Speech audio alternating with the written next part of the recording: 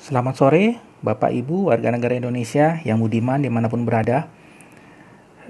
Salam sejahtera bagi kita semua dan salam sehat. Tetap semangat di era pandemi ini, karena semangat itulah yang membuat kita bertahan sampai detik ini. Dan tentu semangat itu bukan hanya semangat diri sendiri, namun juga semangat kebersamaan bersama pemerintah maupun tenaga kesehatan. Bapak Ibu yang budiman, dalam beberapa hari ini kita mendengar isu-isu terkait dengan manipulasi data pasien COVID-19 maupun komersialisasi dari manajemen pandemi ini. Tentu isu ini sangat mengkhawatirkan karena dapat memecah belah persatuan kita dalam menanggulangi wabah ini. Tentu persatuan itulah yang menjadi modal kita dari dulu hingga sekarang, ya. Sejarah membuktikan hal itu.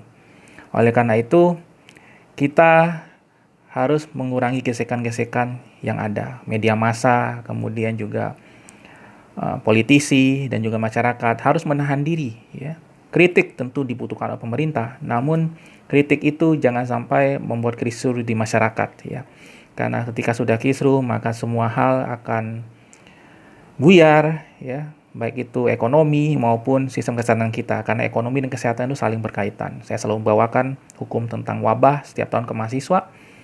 Dan di situ saya sering menjelaskan pentingnya penguatan ekonomi untuk penguatan sistem kesehatan yang lebih baik.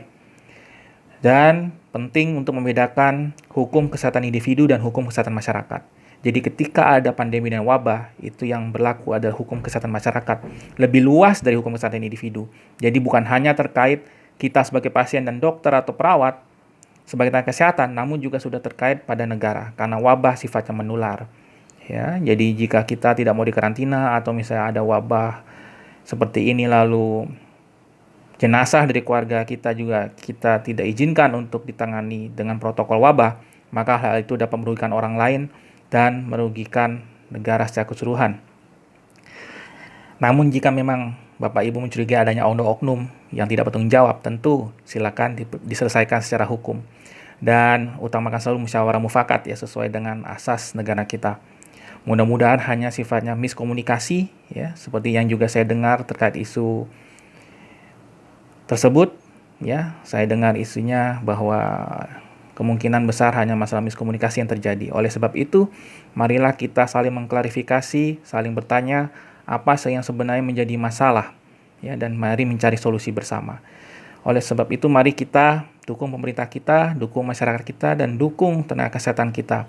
Semoga kita selamat melewati pandemi ini. Terima kasih, sekian dari saya. Selamat sore.